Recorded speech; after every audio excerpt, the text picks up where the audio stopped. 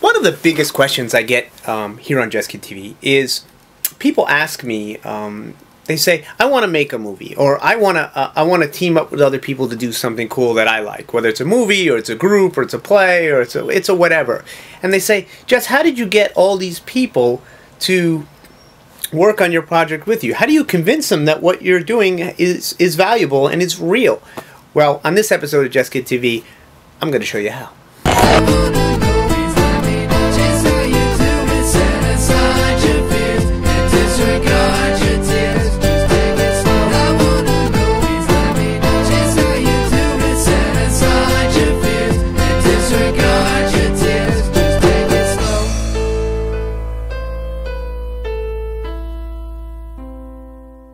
So you have an idea, and you want to actualize that idea, whatever it is. It's a video blog that involves several people. It's a movie. It's a short film. It's a play. It's a project for your neighborhood. Whatever. It doesn't matter.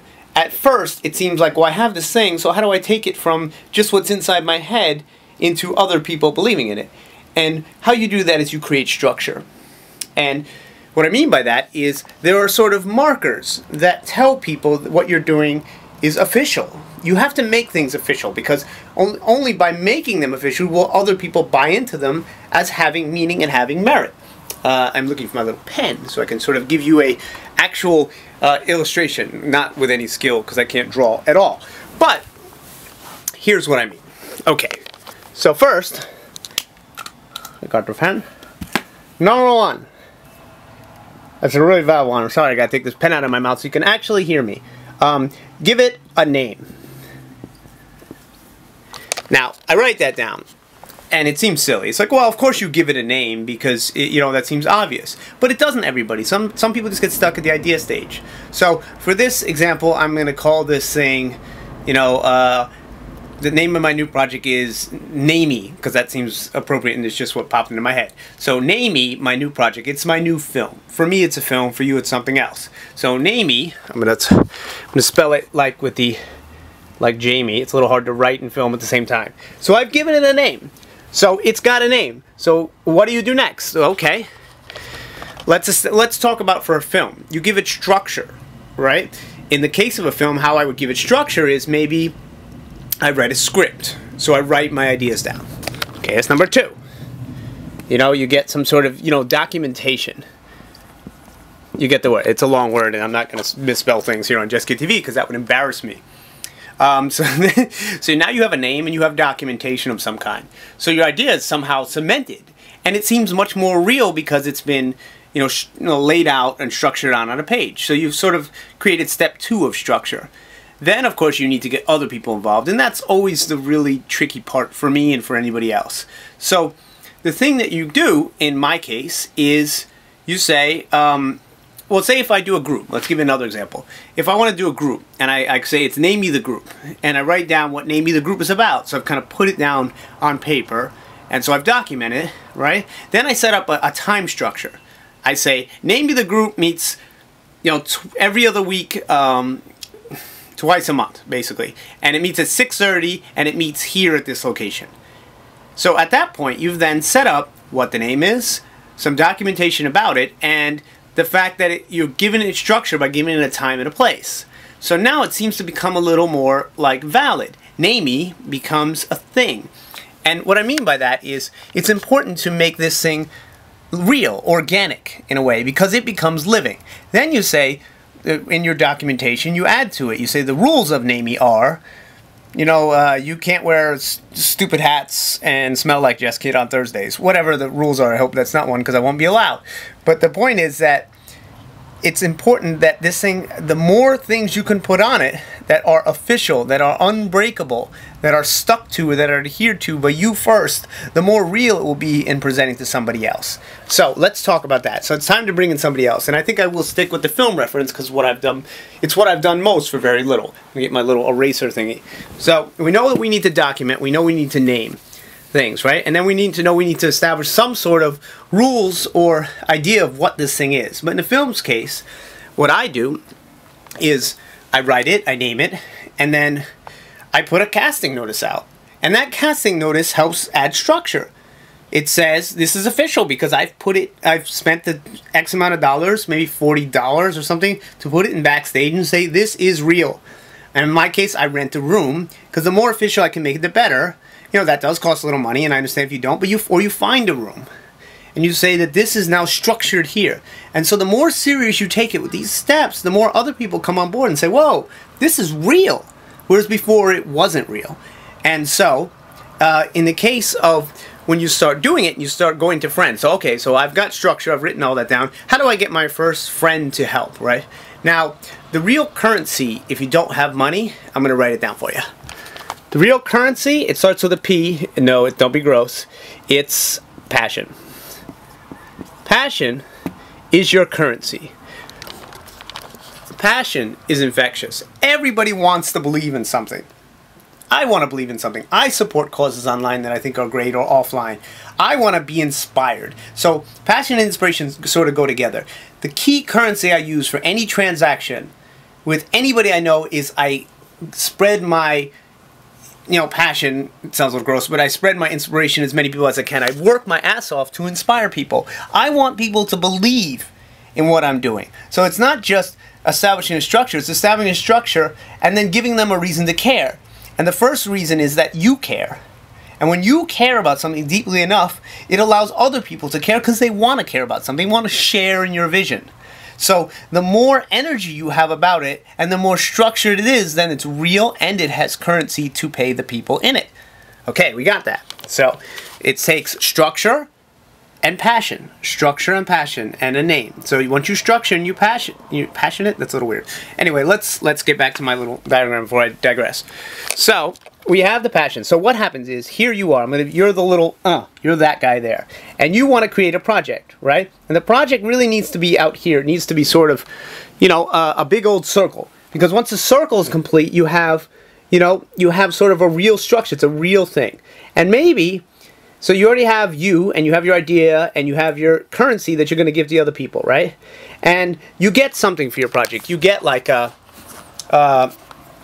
in my case, I'll have one person start working on it. So I use my passion to get that one person, who's right here. And my passion is going out towards that person. Bah, bah, bah, bah, bah. Please, my movie's great. You're going to love it.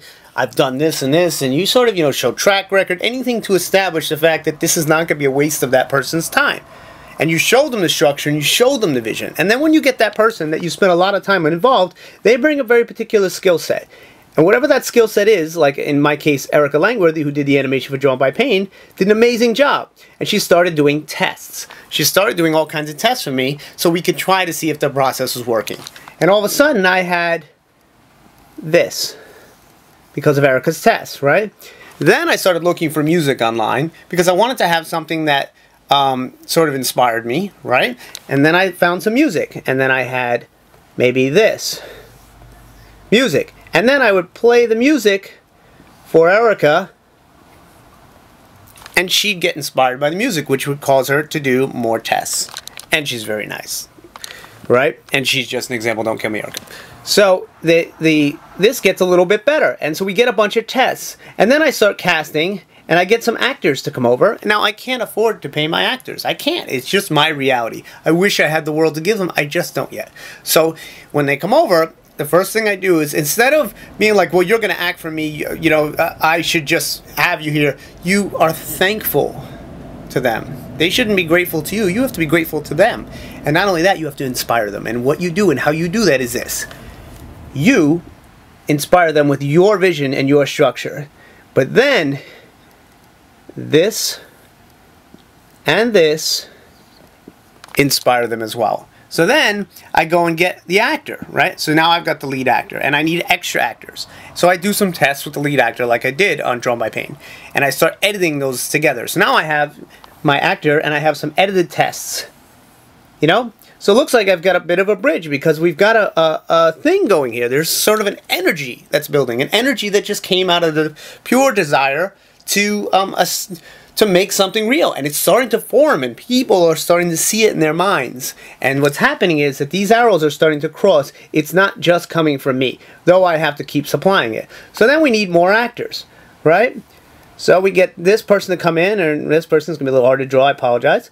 And they don't believe at first me, because I'm like, you know, come on guys, believe in this, believe in this. And what happens that's also a miracle is you start showing them the edited tests from here, and this covers them all. In other words, that starts inspiring them. I had one actor on the film, we were on the way to the shoot, and I had edited scenes together for the very purpose of, on his iPod on the way to the shoot, showing him the scenes and showing them that they're coming out awesome. And the reason they're coming out awesome is because all these other pieces are contributing to them now. They are sharing and amplifying your passion. So eventually, these guys down here come on board. And then the people who support the film through donations, through being a friend and a fan, and contributing and being part of it, they complete that. And then eventually, you know, I'm going to make a really bad circle, they complete it. So you start to get this thing that is moving, and moving, and moving, and moving. And yes, you always have to stay in the center of it.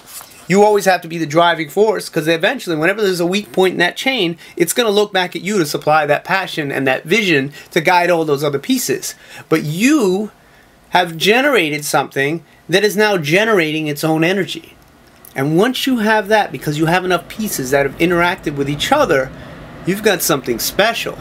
You've got an amalgam and a combination of all the other people's passion, because you've ignited it in them.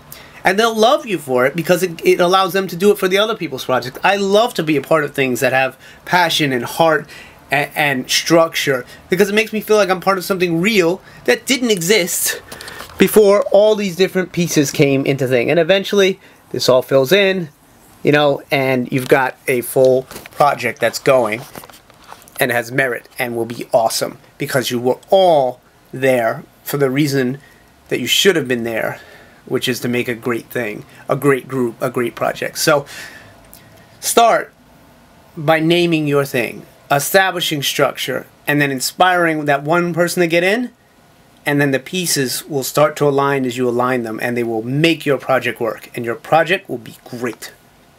I believe in your ability to do it because you believe in my ability. I inspire you because you inspire me. As usual, as per late, which has been really incredibly awesome, I have some people to thank for kindly sponsoring this episode of Jeskid TV. And they are Mach2 Designs, who is also Andy383 on Twitter. Thank you so much, Andy. Very nice of you. A very kind, very big thank you for being part of this circle thing that I've constructed, which really just looked like a big bowl of string cheese by the end of it, but it was really about what was in that circle, which is the energy for a new project. And so thank you. Also thanks to LL Cool Bean, who has been an incredible, great, and gracious supporter for many years. Thank you, sir, for helping sponsor this. From Firecat, who's also named Camille. I probably pronounced that wrong. I apologize. Firecat's a little easier to say, but you are awesome, and you know I love you, like big heart, etc. And Steffi and Jake, who shall be known as Steak from now on, like Benifer. They're Steak, because steak is tastier than Benifer, because who wants to have Benifer? And lastly, Jose, full of wind, apparently now. Jose, full of wind. So thank you guys. If anybody else wants to sponsor an episode of Jeskid TV, please go to jeskidsworld.com and click on the donate button. Every little bit helps for my new project, which is coming up, and I really appreciate it. So thank you as always, and if you enjoy what I have to say, share the wealth. Thank you guys. That was a really weird smile. Wait, thank you guys. That's a little more natural. The other one was like almost like, no. Anyway.